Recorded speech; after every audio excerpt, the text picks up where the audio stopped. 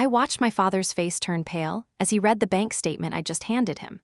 My mother stood frozen in the doorway, her coffee mug slipping from her trembling fingers and shattering on the kitchen floor. 24 hours earlier, they had cornered me in this same kitchen, lecturing me about being a financial failure at 30. What they didn't know was that I had been sitting on a $120 million lottery ticket, planning to surprise them by paying off their mortgage. What they also didn't know was that their reality check had just cost them the biggest gift of their lives.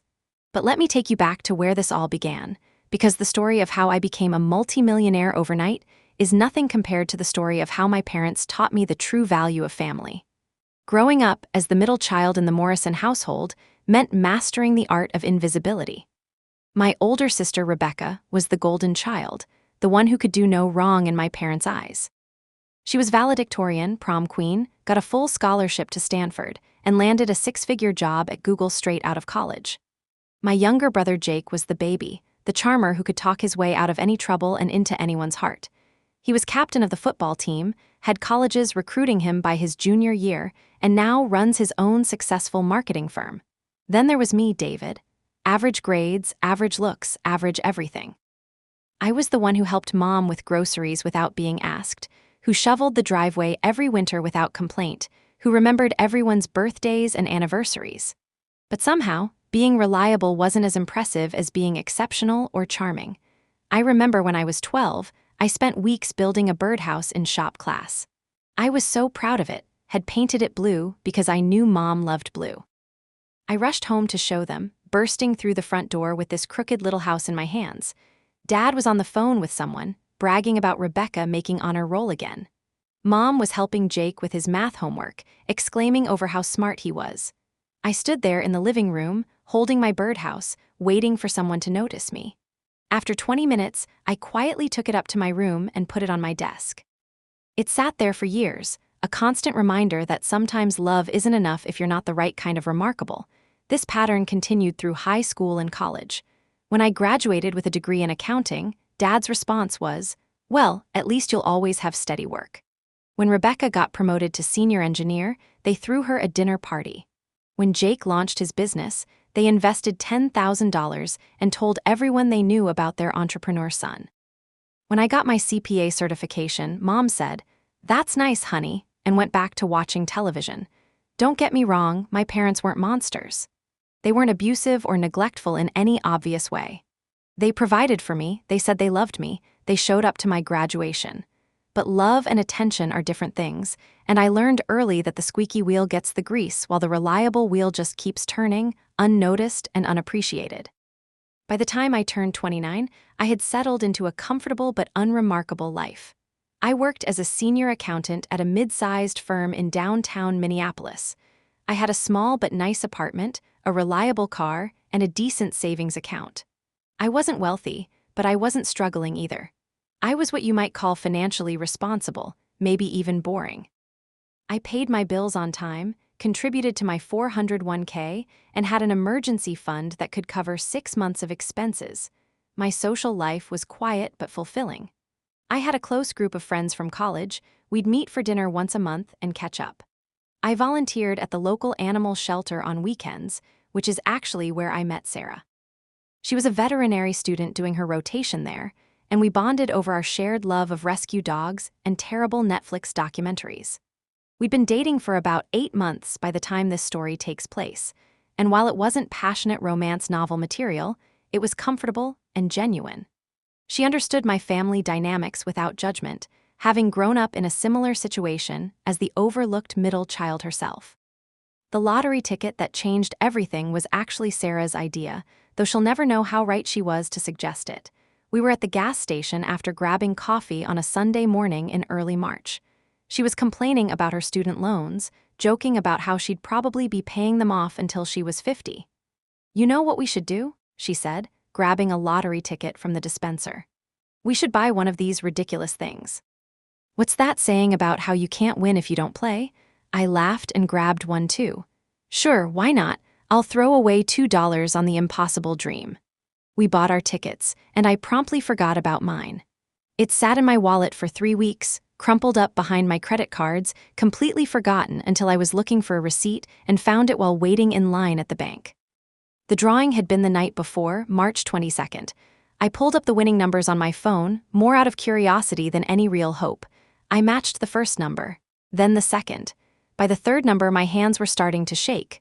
Fourth number matched. Fifth number matched. I stared at my phone, convinced I was reading it wrong. I checked the ticket again, then the numbers again. All 6 numbers matched perfectly. I had won $120 million. I stood there in the bank line, surrounded by people going about their ordinary Wednesday afternoon banking, holding a piece of paper worth more money than I could properly comprehend. My first instinct was to call Sarah, then my parents, then everyone I knew. But something stopped me. Maybe it was years of being overlooked, or maybe it was just shock, but I decided to keep it quiet until I could figure out what to do. I left the bank without completing my transaction and drove home in a daze. I spent the rest of the day researching what to do when you win the lottery. I learned about taxes, about investment strategies, about the importance of assembling a team of financial advisors and lawyers before claiming the prize. I learned that I had 6 months to claim it, and that the smart thing to do was take time to plan. But mostly, I thought about my family. For the first time in my life, I had something that would make them proud. I could pay off their mortgage, set up college funds for my future nieces and nephews, maybe even help Jake expand his business or support Rebecca's dream of starting her own tech company. I could finally be the son who contributed something meaningful, something worth celebrating. I spent days planning the perfect way to tell them. I imagined their faces when I announced that not only had I won the lottery, but that my first priority was taking care of them. I researched their mortgage balance through public records, calculated exactly how much it would cost to pay it off completely. I even looked into surprising them with a family vacation, maybe renting a house on the beach where we could all spend time together without distractions. The more I planned, the more excited I became. This was my chance to finally be the remarkable child, the one they bragged about to their friends. I pictured Dad calling his golf buddies to tell them his son had won the lottery and immediately thought of his parents first. I imagined Mom tearing up as she realized she'd never have to worry about money again. I decided to tell them on my 30th birthday, which was exactly 2 weeks after I found the ticket. It seemed poetic somehow, starting a new decade of my life by finally becoming the son I'd always wanted to be for them. I planned to take them out to dinner at their favorite restaurant, then bring them back to their house for cake. That's when I'd tell them about the ticket and about my plan to pay off their mortgage. My 30th birthday fell on a Saturday. I woke up feeling more excited than I had about a birthday in years. Sarah had planned to take me out that evening, but I'd asked if we could push it to Sunday because I wanted to spend the day with my family. She was understanding about it, though she teased me about finally wanting to hang out with my parents. I arrived at their house around noon, carrying a bouquet of flowers for Mom and a bottle of Dad's favorite wine. I was practically vibrating with excitement, checking my pocket every few minutes to make sure the lottery ticket was still there. I had printed out information about their mortgage and had calculated exactly how much money would be left over after taxes and paying off their debt. Even after giving them $1 million outright, I'd still have enough to set up trust funds for any future grandchildren and invest the rest for long-term security. Mom answered the door with a smile that seemed a little forced. "David, honey, happy birthday. Come in, come in." The house felt different somehow, more tense than usual. Dad was sitting in his recliner, not his usual spot on the couch where he'd normally be watching the game. Rebecca was there with her husband Mark, which was unusual for a random Saturday. Jake was there too, sitting at the kitchen table with a serious expression I'd rarely seen on his face. "Is everything okay?" I asked, setting down the flowers and wine. "You all look like someone died." Mom and Dad exchanged a look that I couldn't quite interpret. "Actually, David, we're glad you're here. We need to have a family meeting." A family meeting. In 30 years, we'd never had a family meeting. My excitement began to curdle into anxiety. "What's going on?" Dad cleared his throat. "Son, we've been talking and we're worried about you." "Worried about me? Why?" Rebecca spoke up from the couch. "David, you're 30 years old. You're still single, you're still renting an apartment, you have no assets to speak of. We're concerned about your future." I felt like I'd been slapped. "I'm not still single, I'm dating Sarah, And what's wrong with renting? It gives me flexibility. Jake joined in, his voice taking on that patronizing tone he'd perfected in high school. Bro, flexibility is what you call it when you're 25 and figuring things out. At 30, it's just being afraid to commit to anything. That's not fair, I said, my voice getting defensive despite my efforts to stay calm. I'm doing fine. I have a good job. I'm financially stable. Dad leaned forward in his chair. David, we love you, but stable isn't the same as successful. Look at your siblings. Rebecca owns a beautiful home in Palo Alto. She's got stock options that are worth more than most people make in a decade. Jake built his own business from the ground up. They're building something with their lives. And what am I doing exactly? Mom sat down beside Rebecca, her expression soft but pitying. Honey, you're just getting by, you're not building anything, you're not working toward anything bigger. You're 30 years old and you're living the same life you lived at 25. The room fell silent except for the ticking of the grandfather clock in the corner. I stood there, holding the lottery ticket in my pocket, feeling like I was watching this scene happen to someone else. These were the people I'd been planning to surprise with the biggest gift of their lives, and they were staging an intervention about my failures. We think you need a wake-up call, Dad continued. We think you've gotten too comfortable with mediocrity. Rebecca nodded. We're not trying to be mean, David. We're trying to help you see that you're capable of more than this. More than what exactly? Jake spread his hands. More than being a middle manager at someone else's company. More than renting a studio apartment and driving a 10-year-old Honda. More than dating some veterinary student who's probably going to dump you when she realizes you have no ambition. The comment about Sarah hit like a physical blow. Don't talk about Sarah like that. I'm not trying to insult her, Jake backpedaled slightly. I'm just saying that successful women want successful men, and right now, you're not offering much. Dad reached into a folder beside his chair and pulled out a stack of papers. We've been doing some research. There are some excellent career counseling programs that could help you figure out a better path. There are real estate investment seminars, entrepreneurship courses. We even found a life coach who specializes in helping people break out of their comfort zones. He handed me the papers, and I stared at them without really seeing them. Career counselors, life coaches, like I was some kind of failure who needed professional intervention to figure out how to be a functional adult. We're willing to help financially, Mom added gently. We know these programs cost money, and we're prepared to invest in your future. You want to pay for me to go to life coaching? We want to pay for you to become the man we know you can be, Dad said firmly. David, you're a good person. You're kind, you're reliable, you're honest. But those qualities alone aren't enough anymore. You need to be more aggressive about your life. I looked around the room at my family, all of them nodding along with this assessment of my inadequacy. Rebecca, who I'd always admired, looking at me with gentle pity. Jake, who I'd helped with homework countless times, talking about my lack of ambition. Mom and Dad, who I'd been planning to surprise with a mortgage payoff, offering to pay for me to learn how to be successful. What if I told you that you're wrong about me? I asked quietly. Dad sighed. David, I know this is hard to hear, but denial isn't going to help you grow. What if I told you that I'm more successful than any of you realize? Rebecca exchanged a look with Mark. David, we're not trying to attack you. We can see your tax returns. We know what accountants make. There's no shame in it, but there's also no point in pretending it's something it's not. You can see my tax returns. Mom looked slightly embarrassed. Honey, you use the same accountant as your father. Harold mentioned that you're doing fine, but that you could probably benefit from some financial planning advice. So they'd been discussing my finances with their accountant. They'd been analyzing my life like a business case study, determining that I was underperforming and needed intervention.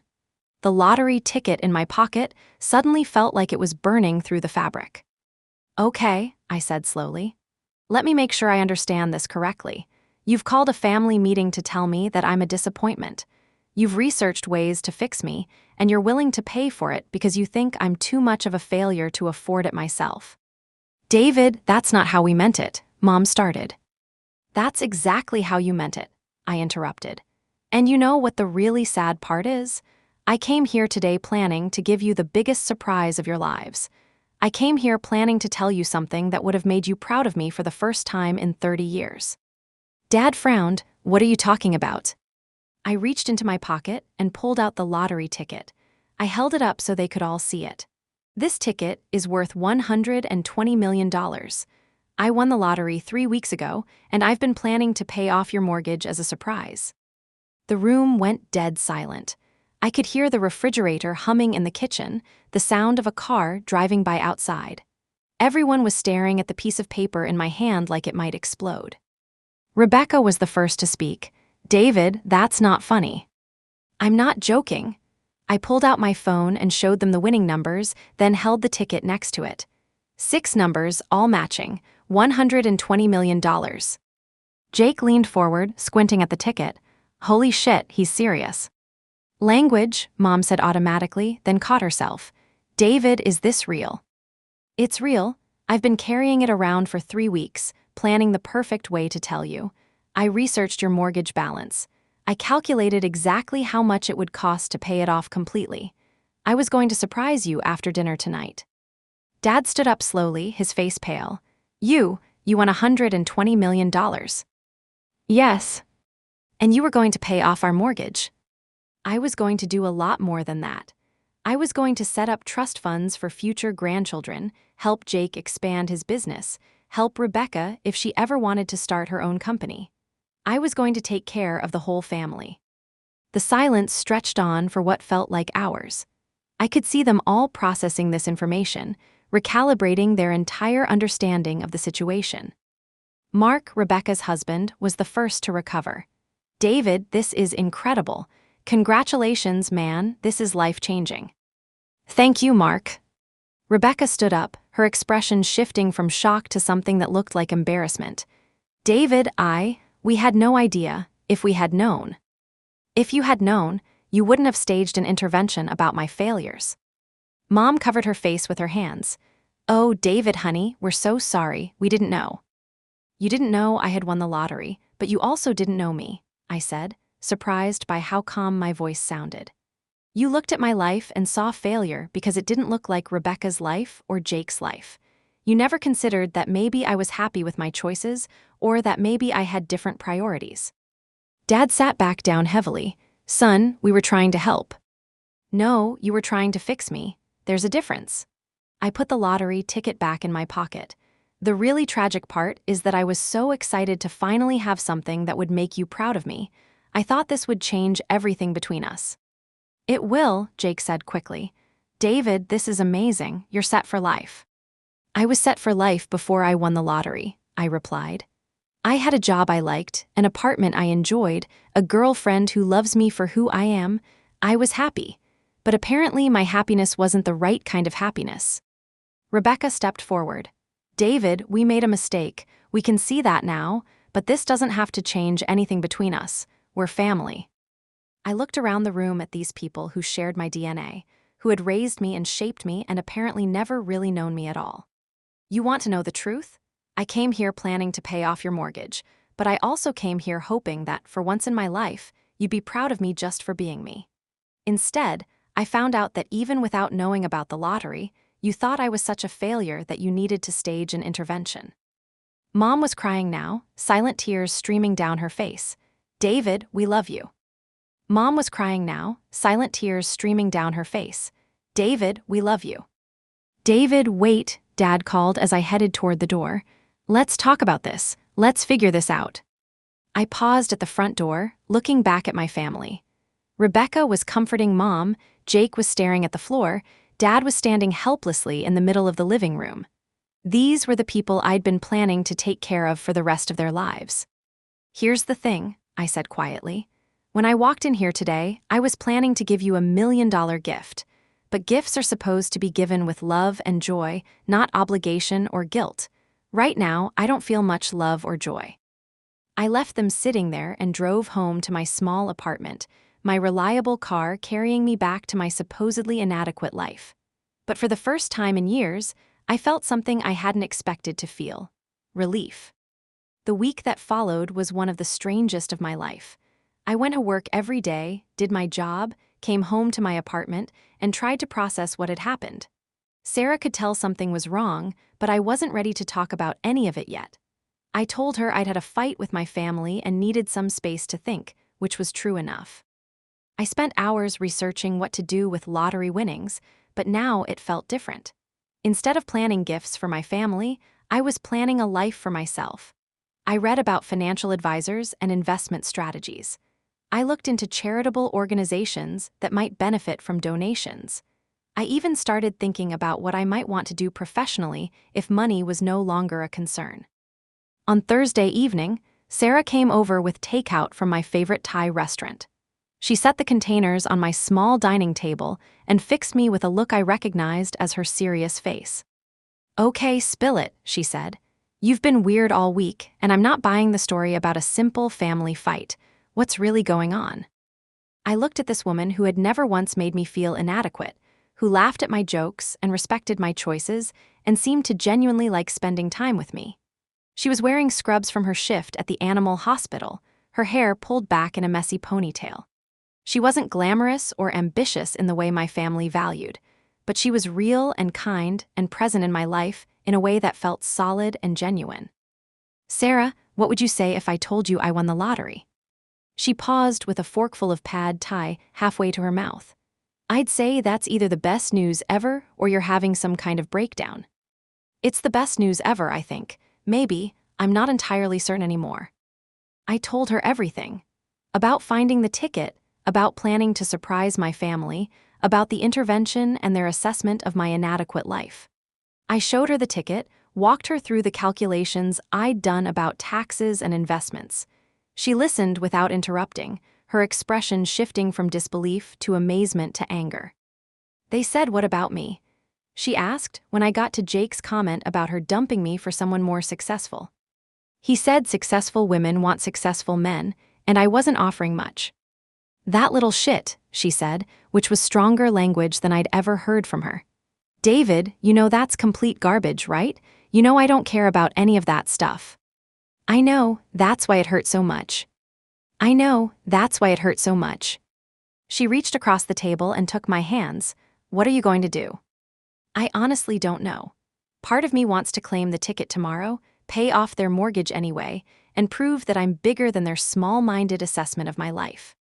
And the other part wants to donate the entire amount to charity just to spite them." Sarah squeezed my hands. "What does your heart tell you to do?"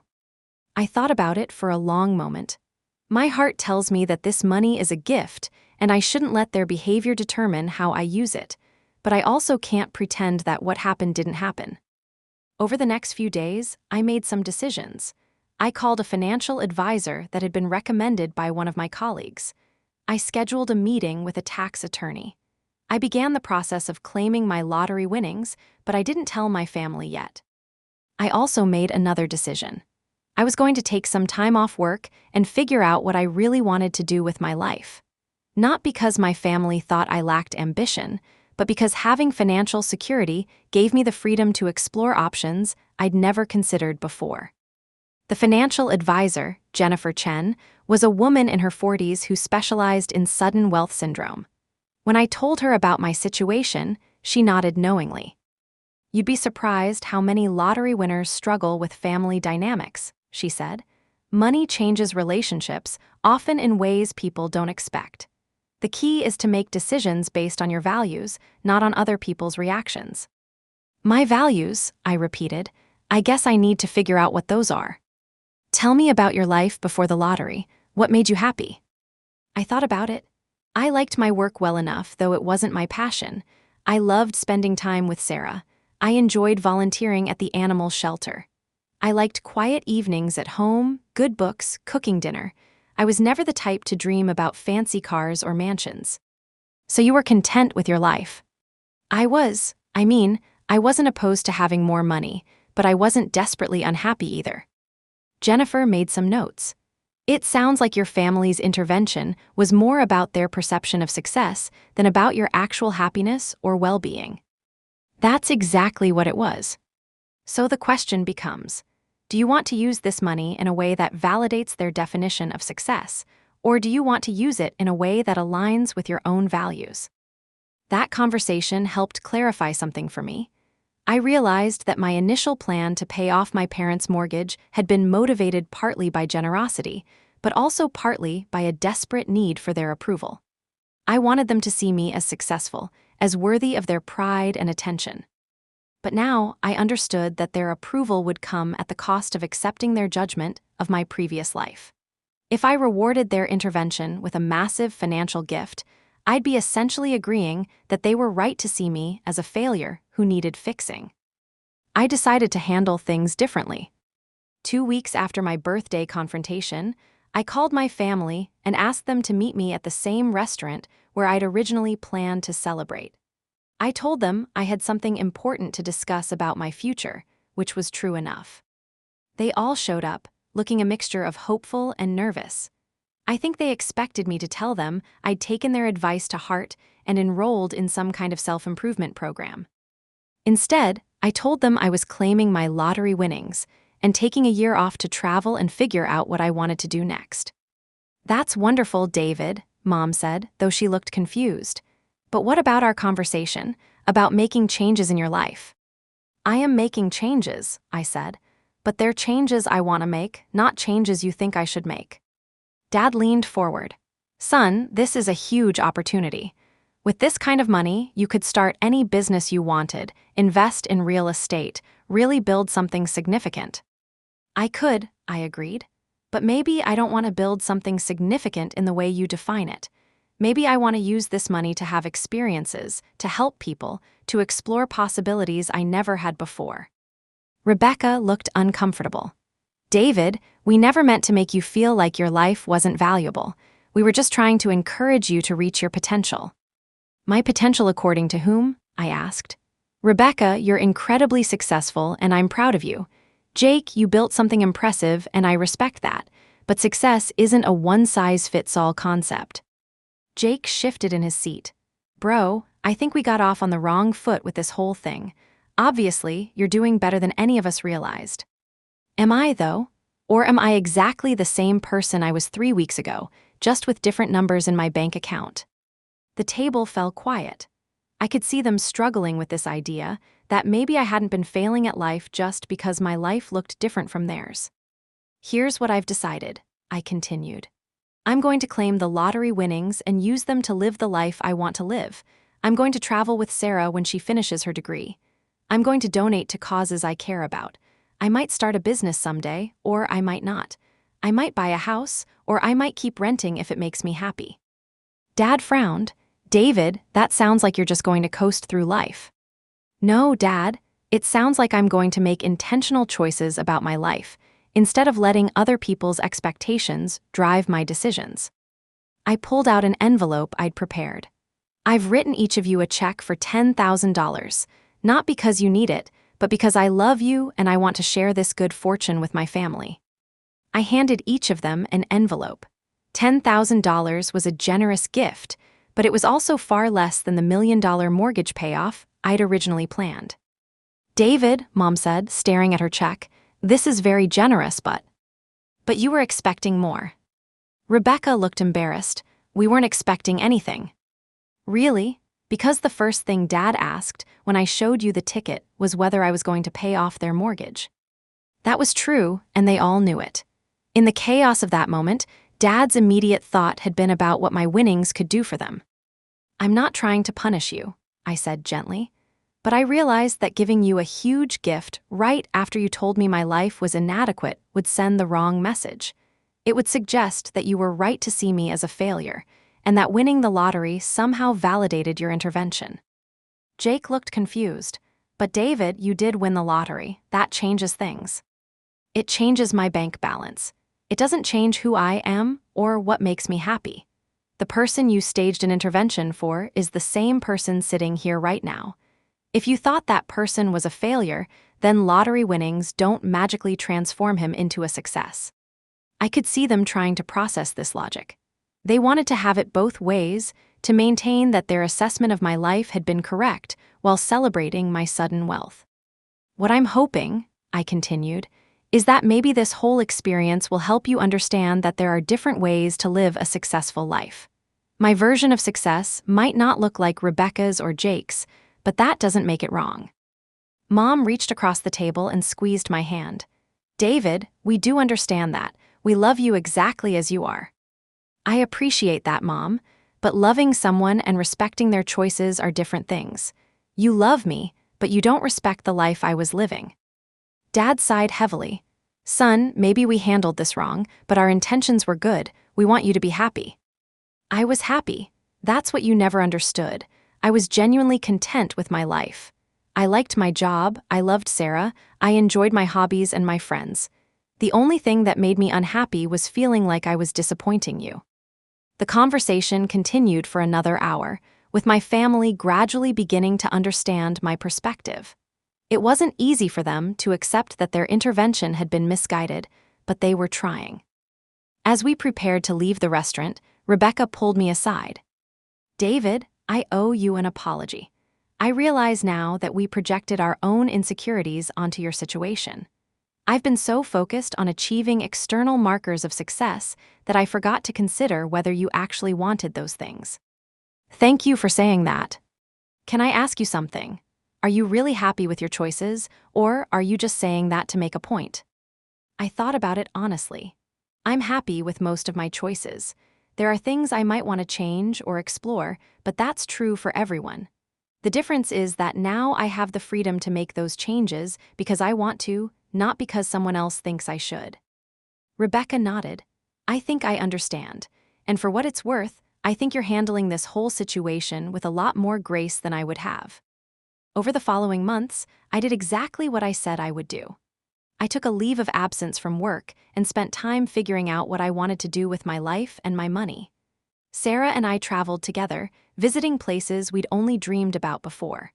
We hiked through national parks, explored cities in Europe, volunteered at animal shelters in different countries.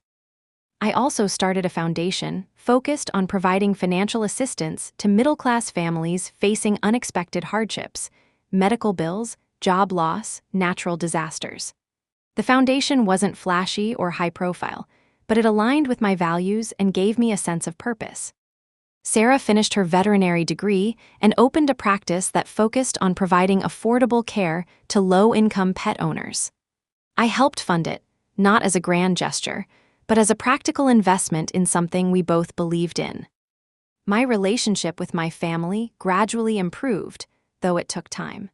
They had to adjust their understanding of what my life could look like, and I had to learn to forgive them for their well-intentioned but hurtful intervention.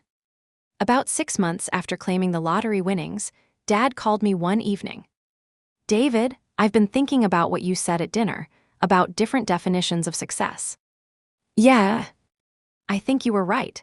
I've been measuring success by external achievements, money, status, recognition. But watching you this past year, seeing how you've handled this whole situation, I think you might be more successful than any of us realized, even before the lottery. What do you mean?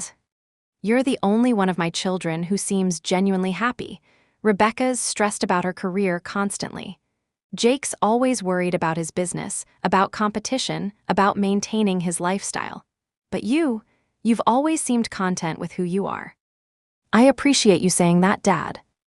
I'm proud of you, son, not because you won the lottery, but because of how you've handled it. You stayed true to yourself instead of letting the money change who you are. That conversation meant more to me than any amount of lottery winnings could have. A year after my 30th birthday, I returned to work part-time, not because I needed the income, but because I enjoyed the intellectual challenge and the structure it provided. I also increased my volunteer work at the animal shelter and started mentoring young people who were struggling with family expectations about their career choices. Sarah and I got engaged during a quiet weekend at a cabin we rented in northern Minnesota. There was no elaborate proposal or expensive ring, just a simple conversation about wanting to build a life together based on shared values rather than external pressures. My siblings both attended our small wedding ceremony, and they seemed to have genuinely come to understand that different people can be successful in different ways. Rebecca had started therapy to address her anxiety about constantly achieving, and Jake had learned to measure his business success by factors other than just revenue growth. Mom and Dad walked me down the aisle together, and in Dad's wedding speech, he said something that summed up everything we'd all learned. I used to think that success meant achieving certain milestones, career advancement, financial accumulation, social recognition. But David has taught our family that success is really about living according to your values, treating people with kindness, and finding genuine contentment in your choices. By that measure, he was already successful long before he won the lottery.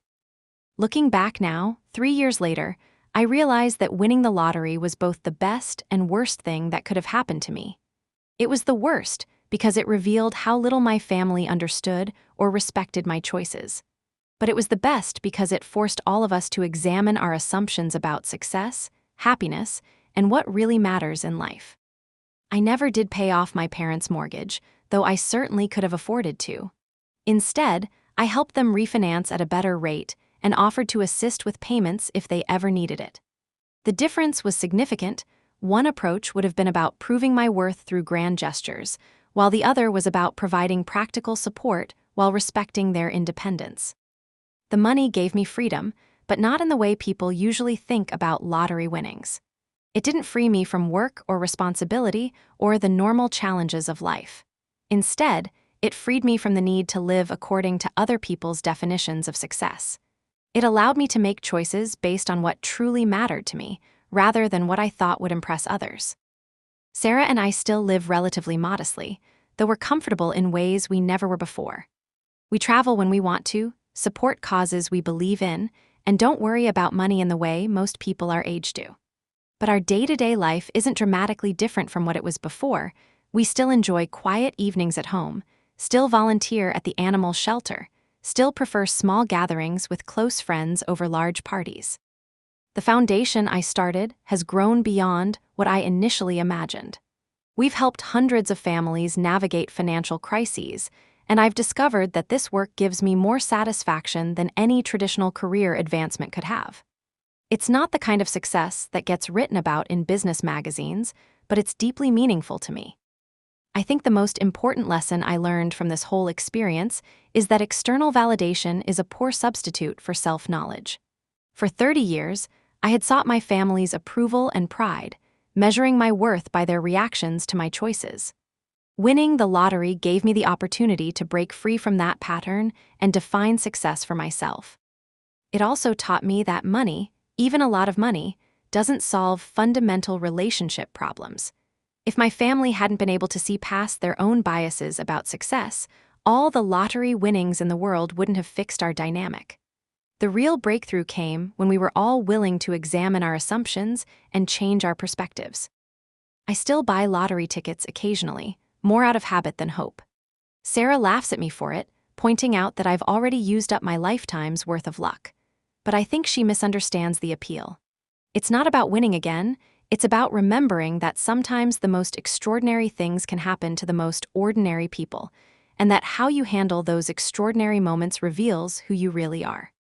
My 30th birthday didn't turn out the way I planned, but it turned out exactly the way it needed to. I learned that I didn't need my family's approval to be happy, but I also learned that relationships can heal and grow when people are willing to admit their mistakes and change their perspectives. Most importantly, I learned that I had been living a successful life all along. I just needed to trust my own definition of success instead of accepting someone else's.